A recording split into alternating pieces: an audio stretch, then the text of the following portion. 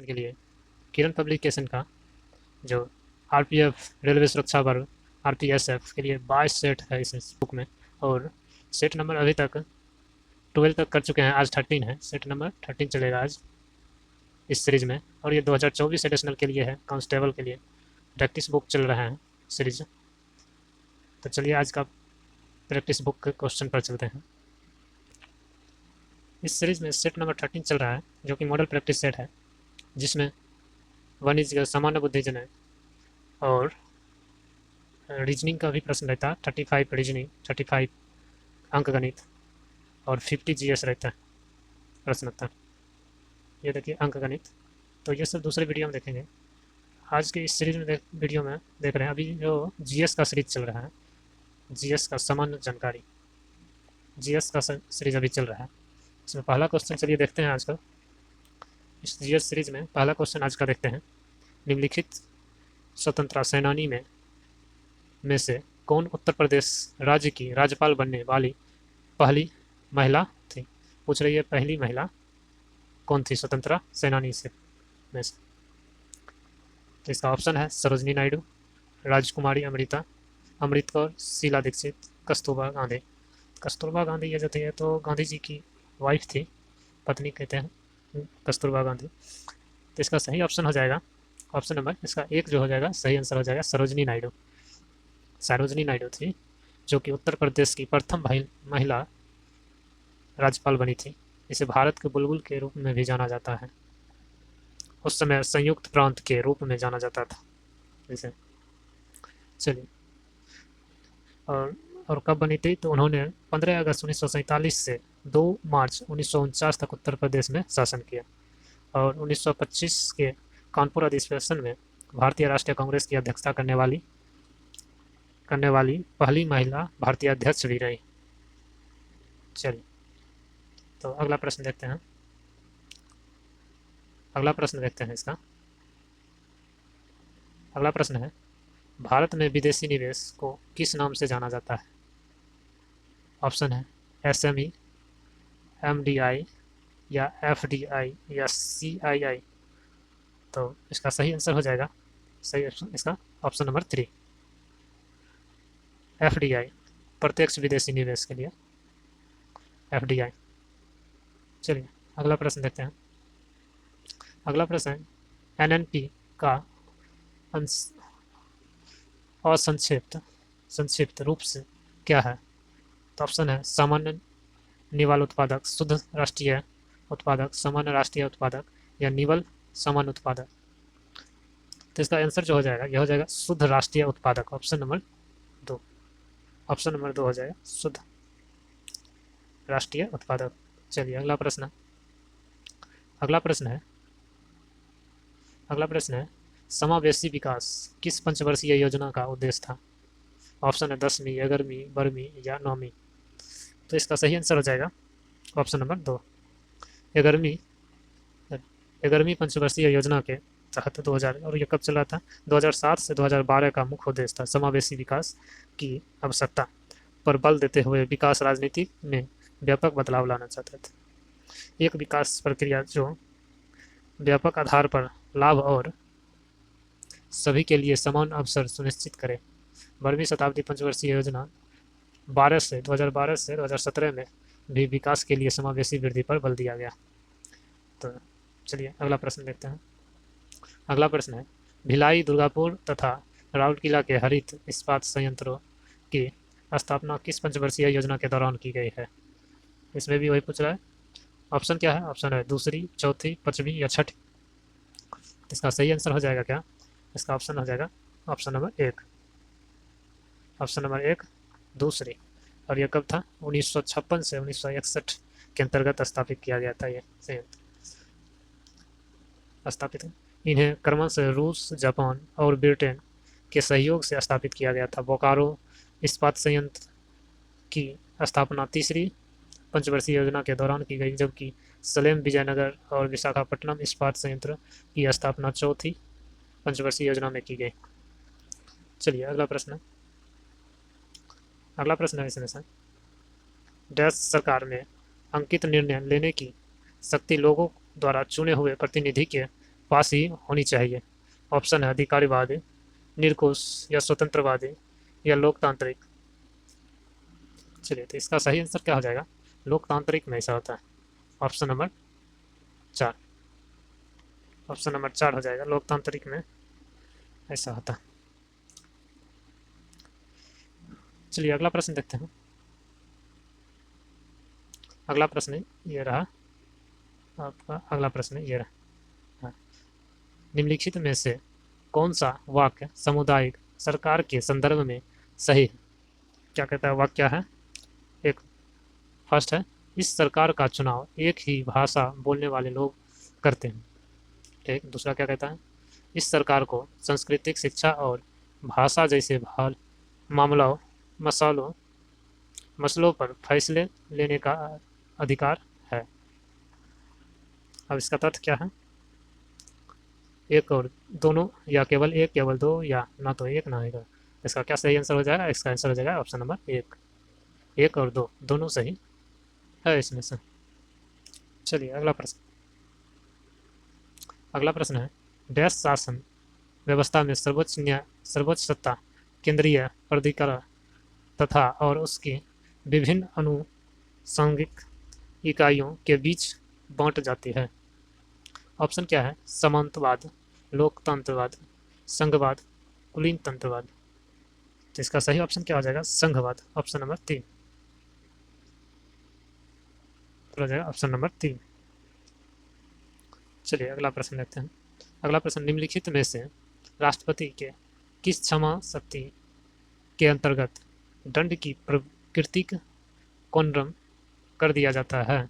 Option है लघुकरण, परिहार, स्थगितकरण, प्रति प्रतिविलंबन प्रतिविलंबन। इसका तो सही आंसर इसका हो जाएगा लघुकरण। Option number 1 लघुकरण। क्षमा लघुकरण, परिहार, स्थगितकरण, विराम और। चलिए अगला प्रश्न देखते हैं।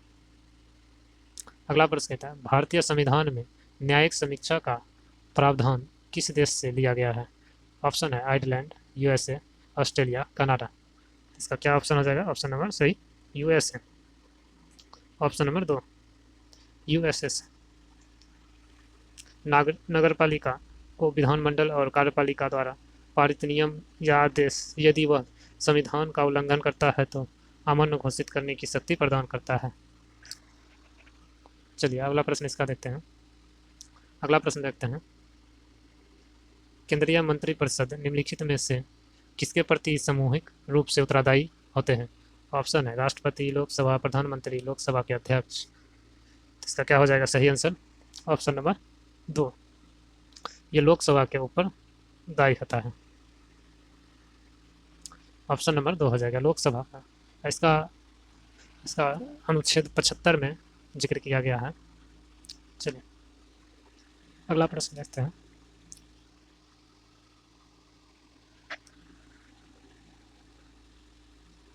अगला प्रश्न देखते हैं, लोकसभा के अध्यक्ष का मत डैश कहलाता है?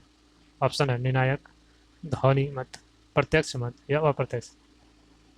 इसका सही ऑप्शन हो जाएगा निर्णायक मत कहता है। ऑप्शन नंबर 1 हो जाएगा निर्णायक मत। जब दोनों पक्ष किसी भी कानून के ऊपर दोनों पक्ष की मतों समान हो जाती है तो इसमें अध्यक्ष लोकसभा या सभापति का अध्यक्ष अपना वोट देकर उसे निर्णायक मत कहता है। वोट देकर निर्णय लिया जाता है। चलिए अगला प्रश्न देखते हैं। अगला प्रश्न है, निम्नलिखित में से किस राज्य में द्वैत सदन विधायिका नहीं है? ऑप्शन मध्य प्रदेश, तेलंगाना, उत्तर प्रदेश, बिहार। तो इसका क्या सही आंसर जाएगा? मध्य प्रदेश। Option number 1 Madhya Pradesh. चलिए अगला प्रश्न देखते हैं। अगला प्रश्न है, सिंधु घाटी सभ्यता में बृहद स्नानघर या विशाल स्नानघर निम्नलिखित में से किस नगर में पाया गया है? ऑप्शन है लोथल, मोहनजोदड़ो, कालीबंगा या मिताथल। इसका सही आंसर हो जाएगा Mohenjodaro. Option number 2। Option number 2। चलिए अगला प्रश्न देखते हैं। चलिए अगला प्रश्न यह है, तक्षशिला विश्वविद्यालय वर्तमान में किस देश में स्थित है? ऑप्शन है बंगाल, भारत, पाकिस्तान या चीन। तो ये वर्तमान में हो जाएगा ऑप्शन नंबर इसका पाकिस्तान में फिलहाल अभी है, जो कि पंजाब के ऊपर साइड में उस समय तक्षशिला बसा हुआ तक्षशिला विश्वविद्यालय था, जो कि बहुत ही दूर दूर से दूसरे देश से भी लोग आके यहाँ पे अपनी पढ़ाई करते थे। 2800 वर्ष पूर्व लगभग 800 ईसा पूर्व तक्षशिला विश्वविद्यालय पाकिस्तान के पंजाब प्रांत के तक्षशिला शहर में स्थित था। चलिए अगला प्रश्न देखते हैं। अगला प्रश्न है हल्दी घाटी का युद्ध किन दो सेनाओं के बीच लड़ा गया? ऑप्शन इसका चलिए ऑप्शन देखते हैं क्या है। ऑप्शन है बाबर तथा लोधी साम्राज्य, बाबर तथा राणा सांग, अकबर तथा हेमू, अकबर तथा महाराणा प्रताप। तो इसका सही आंसर क्या हो जाएगा? ऑप्शन नंबर 4 अकबर तथा महाराणा प्रताप। चलिए अगला प्रश्न देखते हैं।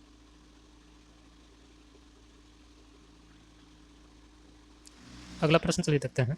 अगला प्रश्न कहता है गौतम बुद्ध ने महापरिनिर्वाण कहाँ लिया था? ऑप्शन है पटना, कुशीनगर, वाराणसी या सारनाथ। तो क्या हो जाएगा इसका सही आंसर क्या हो जाएगा? सही आंसर हो जाएगा ऑप्शन नंबर 2। ऑप्शन नंबर 2 हो जाएगा कुशीनगर, जो वर्तमान कुशीनारा, और ये उत्तर प्रदेश में कुशीनगर पड़ता है, और यह 16 महाजनपद के शहरों में से एक ये भी कुशीनगर का में से है। 6ठी शताब्दी में ईसा पूर्व के 16 महाजनपदों में से एक है ये। चलिए अगला प्रश्न है। अगला प्रश्न कहता हूँ आमेर का किला किसने बनवाया था? ऑप्शन है अकबर, राजा मान सिंह या उदय सिंह द्वितीय या महाराणा प्रताप ने। तो आमेर का किला किसने बनवाया था? तो इसका सही आंसर क्या हो जाएगा? ऑप्शन नंबर 2 राजा मान सिंह ने बनवाया था।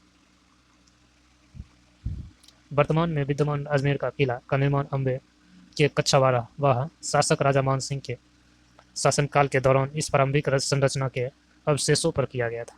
इस ढांचे का पूर्ण विस्तार उसके वंशज जयसिंह प्रथम के द्वारा किया गया था। यह किला आमेर राजस्थान में स्थित है। चलिए अगला प्रश्न देखते हैं। अगला प्रश्न है निम्नलिखित में किस किन तिथियों पर उत्तरी गोलार्ध में शीतकालीन अनंत को देखा जाता है? ऑप्शन है 21 दिसंबर, 5 अगस्त या 10 जनवरी। तो इसका सही आंसर क्या हो जाएगा? ऑप्शन इसका केवल एक जो कथन है ऑप्शन नंबर देखिए 21 दिसंबर है। 21 दिसंबर को उत्तरी गोलार्ध में ये शीतकालीन ऋतु रहता है, और दक्षिणी गोलार्ध में ग्रीष्म ऋतु रहता है, और ये उत्तरी गोलार्ध में शीतकालीन का दिन रहता है उस समय, और दक्षिणी गोलार्ध में यह जून का महीने में रहता है ग्रीष्म ऋतु। चलिए अगला प्रश्न देखते हैं। अगला प्रश्न है बैरन द्वीप निम्नलिखित में से किस देश में स्थित है? ऑप्शन है इटली, ऑस्ट्रेलिया, भारत या पाकिस्तान। तो इसका सही आंसर क्या हो जाएगा? सही आंसर हो जाएगा ऑप्शन नंबर 3। ऑप्शन नंबर 3 ये भारत में एक केंद्र शासित प्रदेश अंडमान निकोबार में स्थित है बैरन द्वीप। और यहाँ पे एक बैरन ज्वालामुखी ज्वालामुखी भी है, जो सक्रिय ज्वालामुखी है। बैरन ज्वालामुखी उसका नाम भी है बैरन ज्वालामुखी, सक्रिय ज्वालामुखी है। भारत में एकमात्र ज्वालामुखी सक्रिय ज्वालामुखी बैरन है। चलिए अगला प्रश्न देखते हैं। एक जल संयोजी स्ट्रेट क्या है? इसका ऑप्शन है 2 भूभागों को अलग करने वाला एक जल निकाय है, या 2 जल निकायों को अलग करने वाला भूमि की एक संकरी पट्टी, या भूमि में एक जल निकाय को गहरा प्रवेश, या इनमें से कोई नहीं। तो इसका सही आंसर क्या हो जाएगा? इसका आंसर हो जाएगा ऑप्शन नंबर 1। ऑप्शन नंबर 1 हो जाएगा 2 भूभागों को अलग करने वाला एक जल निकाय है, और ये कहाँ पर है? तो ये भारत और श्रीलंका के बीच पृथक करता है जल डमरू मध्य, पाक जल डमरू मध्य उसी को कहते हैं, उसी के मध्य विद्यमान है। चलिए अगला प्रश्न है। अगला प्रश्न निम्नलिखित में से कौन सा देश भूमि बंद देश है? ऑप्शन है भारत, मलेशिया, स्विट्जरलैंड या पाक। तो इसका सही आंसर क्या हो जाएगा? सही आंसर हो जाएगा ऑप्शन नंबर 3 स्विट्जरलैंड।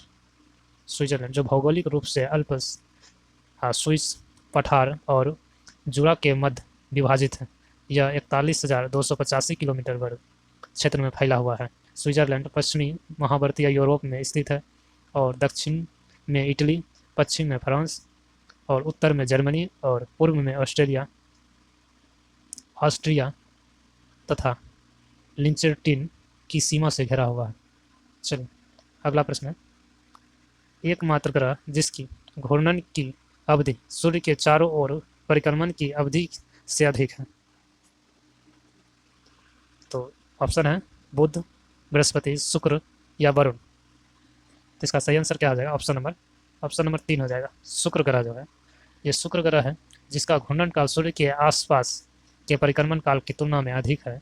शुक्र ग्रह का एक दिन पृथ्वी के 243 दिन के समान होता है, अर्थात शुक्र ग्रह को घूर्णन करने या चक्कर लगाने में इतना समय लगता है।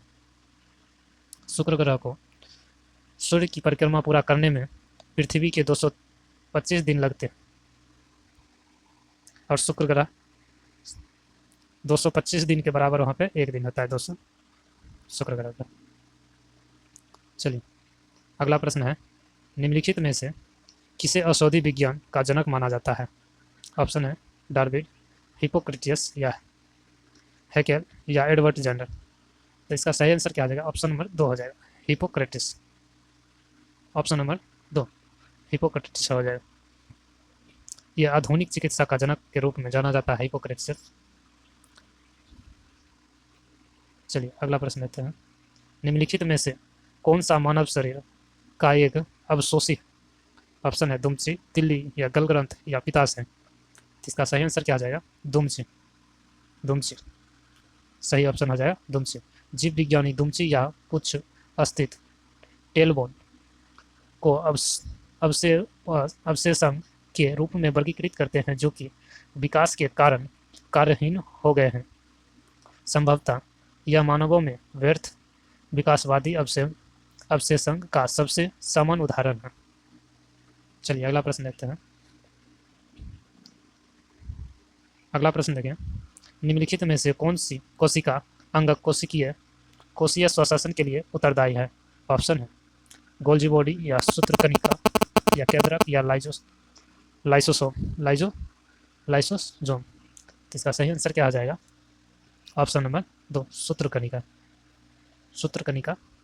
यह। चलिए अगला प्रश्न है, निम्नलिखित में से किसे प्राकृतिक चयन का सिद्धांत दिया था? ऑप्शन है रिक्टर, लेमार्क या डार्विन या रेडी। तो इसका सही आंसर क्या हो जाएगा? ऑप्शन नंबर 3 हो जाएगा, डार्विन। चार्ल्स डार्विन ने प्राकृतिक चयन द्वारा विकास के वैज्ञानिक सिद्धांत प्रतिपादक डार्विन चार्ल्स ने सिद्धांत को 1859 ईस्वी में अपनी पुस्तक the on the origin of species में सूत्रबद्ध किया था। चलिए अगला प्रश्न देखते हैं। अगला प्रश्न है, ग्लोबल हंगर इंडेक्स 2023 में भारत 125 देशों में से किस स्थान पर है? ऑप्शन है 111, 121 या 110 या 101। तो 2022 में जो था, 2022 में ये था 107वां स्थान पर था और इस बार हो जाएगा 2023 में 111वां स्थान पर।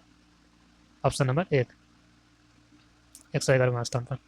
चलिए अगला प्रश्न है, निम्नलिखित में से यूरिक अम्ल किसका एक मुख्य नाइट्रोजीनस अवशिष्ट है? ऑप्शन है मानव, मेढक, मछली या पक्षी। इसका सही आंसर हो जाएगा ऑप्शन नंबर 4 पक्षी। पक्षी पेस्ट के रूप में विशेष रूप से यूरिक एसिड के रूप में अपना नाइट्रोजनी अवशिष्ट उत्सर्जित करते हैं। इसमें जटिल उपाचायी मार्ग शामिल है जो अन्य नाइट्रोजनी अवशिष्ट जैसे यूरिया या अमोनिया की प्रक्रिया की तुलना में ऊर्जावान रूप से अधिक मूल्यवान है। यूरिया एसिड का स्थलीय सरीसृपों है जैसे सांप और छिपकलियों द्वारा भी उत्सर्जित किया जाता है। चलिए अगला प्रश्न है, तारों तथा आकाशगंगाओं के द्रव्यमान को डैश से संबंध में व्यक्त किया जाता है? ऑप्शन पृथ्वी या सूर्य का द्रव्यमान, चंद्रमा का द्रव्यमान या नेट्रो का द्रव्यमान। इसका ऑप्शन क्या हो जाएगा? ऑप्शन नंबर 2 हो जाएगा, सूर्य का द्रव्यमान। सूर्य का द्रव्यमान कितना? 99 इंटू 10 पे पावर 30 किलोग्राम सूर्य के द्रव्यमान के दीर्घ पैमाने पर 2 क्वांटिलियन किलोग्राम के समान है। यह लगभग 1.99 इंटू 10 पे पावर 30 किलोग्राम के बराबर है। चलिए अगला प्रश्न देखते हैं।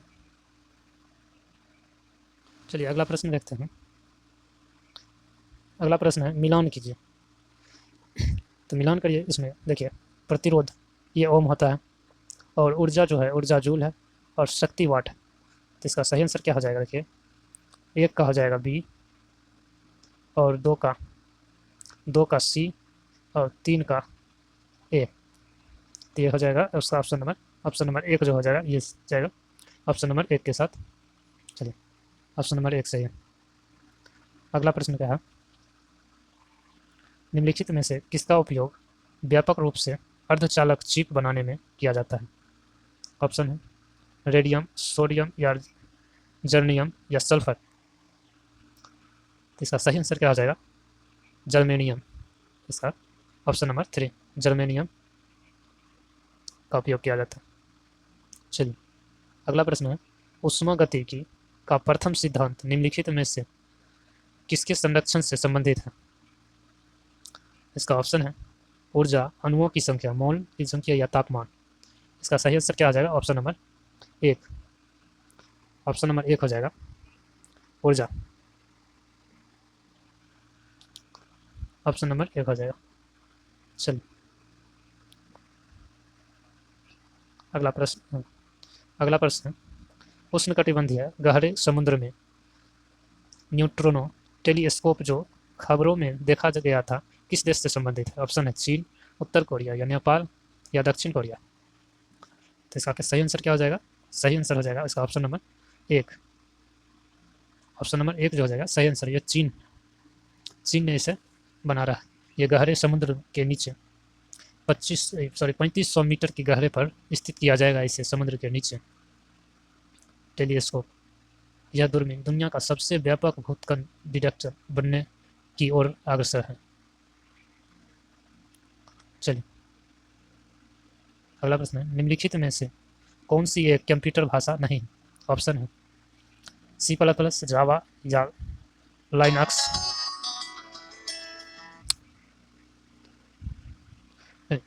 अगला प्रश्न है निम्नलिखित में से कौन सी एक कंप्यूटर भाषा नहीं है? ऑप्शन है C++, जावा, लाइनक्स। इसका ऑप्शन है केवल 1 या केवल 3 या केवल 2-3 या केवल 1-2। तो इसका सही आंसर हो जाएगा ऑप्शन नंबर 2 जो हो जाएगा केवल 3। ये लाइनक्स एक कंप्यूटर भाषा नहीं है। चलिए अगला प्रश्न देखते हैं। अगला प्रश्न है इलेक्ट्रिक हीटर कॉपर कॉइल के निर्माण में किस पदार्थ का उपयोग किया जाता है? ऑप्शन है तांबा, लोहा, निकेल या नाइक्रोम। तो इसका सही आंसर क्या हो जाएगा? ऑप्शन नंबर 4 जो हो जाएगा ये सही हो जाएगा नाइक्रोम का उपयोग किया जाता है। चलिए अगला प्रश्न है निम्नलिखित में से कौन सा कपड़ा आसानी से आग पकड़ता है? ऑप्शन है सूती, पॉलिस्टर, एक्रिलिक या नायलॉन। इसका ऑप्शन क्या हो जाएगा? ऑप्शन नंबर 1 जो हो जाएगा सूती वस्त्र जो होता है वो आसानी से आग पकड़ता है क्योंकि उनमें दहन दर अधिक होते हैं। संश्लेषित रेखा जैसे नायलॉन आसानी से आग नहीं पकड़ता है। हालांकि जब आग पकड़ लेने के बाद वो पिघलता है, पिघलकर वो त्वचा में चिपक जाता है। चलिए अगला प्रश्न है निम्नलिखित में से जंगरोधी इस्पात के मुख्य घटक कौन से हैं? ऑप्शन है लोहा, कार्बन, चांदी, लोहा, क्रोमियम तथा निकल या लोहा तथा निकल। इसका सही आंसर क्या आ जाएगा? ऑप्शन नंबर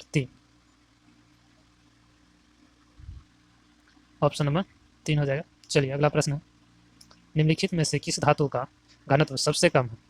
ऑप्शन है लिथियम, लोहा, सोना या वनेडियम।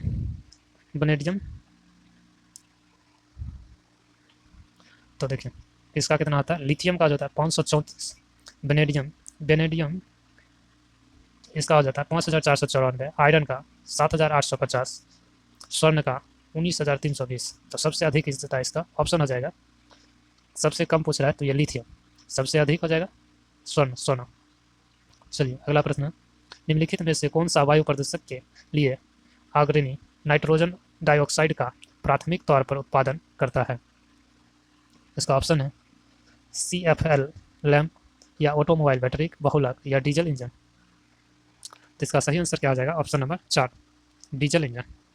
ऑप्शन नंबर 4 हो जाएगा। चलिए अगला प्रश्न है, टोयोटा प्रोटोकॉल का मुख्य उद्देश्य क्या था? ऑप्शन है भूजल प्रदूषण, जैव विविधता का संरक्षण, ग्लोबल वार्मिंग, या जलवायु परिवर्तन। तो इसका सही आंसर क्या हो जाएगा? ऑप्शन नंबर 3 जो हो जाएगा, ऑप्शन नंबर 3 सही ऑप्शन हो जाएगा, ग्लोबल वार्मिंग। चलिए अगला प्रश्न है, अगला प्रश्न है, अगर किसी जलाशय में वीडियो BOD का मान अधिक है तो वह प्रत डैश होता है? बहुत साफ, बहुत प्रदूषित, या अत्यधिक उत्पादक, या अत्यधिक अनुत्पादक। तो इसका सही आंसर क्या हो जाएगा? ऑप्शन नंबर 2, बहुत प्रदूषित हो जाएगा, ऑप्शन नंबर 2। चलिए अगला प्रश्न है, CCI ने IDFC के किस बैंक के साथ विलय की मंजूरी दी है? चलिए तो इसका ऑप्शन देखिए, HDFC, या IDBDI, या IDFC फर्स्ट बैंक, या एक्सिस बैंक। तो इसका सही आंसर क्या हो जाएगा? ऑप्शन नंबर 3, ऑप्शन नंबर 3 हो जाएगा, IDFC फर्स्ट बैंक। चलिए अगला प्रश्न है, निम्नलिखित में से कौन विद्युत तारलेखी का आविष्कारक है? ऑप्शन है सैम्यूअल FB मॉर्स, या विलियम ऑस्टिन वर्ड, या हैंस लिपेयर्स, या विलियम स्टर्नर। इसका सही आंसर हो जाएगा ऑप्शन नंबर 1 हो जाएगा, ऑप्शन नंबर 1 सही आंसर हो जाएगा, ऑप्शन नंबर 1। यह देखिए 1837 में यूरोपियन टेलीग्राफ के आधार पर सिग्नल तार वाले इलेक्ट्रिक टेलीग्राफ सिस्टम के आविष्कार में योगदान दिया था। चलिए अगला प्रश्न, किस संगीत निर्देशक को 2022-23 के लिए राष्ट्रीय लता मंगेशकर सम्मान से सम्मानित किया गया है? ऑप्शन है आपका, ऑप्शन है AR रहमान, अनिरुद्ध, या RD बर्मन, या उत्तम सिंह। तो इसका सही क्या आंसर हो जाएगा? ऑप्शन नंबर 4 हो जाएगा, ऑप्शन नंबर 4, ऑप्शन नंबर 4 हो जाएगा। देखिए रा, राष्ट्रीय लता मंगेशकर एवं राष्ट्रीय किशोर कुमार सम्मान में 5 लाख रुपये की सम्मान राशि, पट्टिका एवं स्वर्ण श्रीफल प्रदान किया जाता है। चलिए ऑप्शन नंबर 4 हो जाएगा उसका। अगला प्रश्न, मोहिनी अट्टम नृत्य इनमें से किस राज्य से संबंधित है? ऑप्शन है केरल, कर्नाटक, तमिलनाडु, या आंध्र प्रदेश। इसका सही आंसर क्या हो जाएगा? Option number 1, option number 1 Kerala. Kerala यह मोहिनी अट्टम जो भगवान विष्णु के प्रतीक के लिए किया जाता है, जो कि बुराइयों पर अच्छाई की जीत के लिए सहायता करता है, नारी शक्ति को। चलिए ऑप्शन नंबर 1। चलिए टिंडल प्रभाव प्रकाश के डैश से संबंधित है? ऑप्शन परावर्तन, प्रकीर्णन, प्रक्षेपण, या अपवर्तन। तो इसका सही आंसर क्या हो जाएगा? ऑप्शन नंबर 2, प्रकीर्णन, प्रकीर्णन, टिंडल प्रभाव प्रकीर्णन।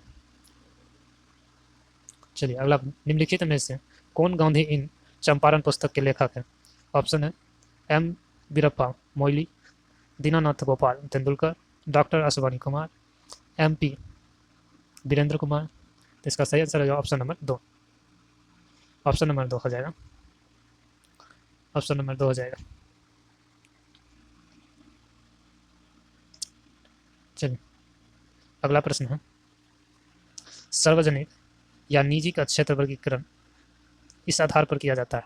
कर्मचारियों की सेवा शर्त, या कार्यरत व्यक्ति की सेवा गतिविधियों की, या स्वामित्व।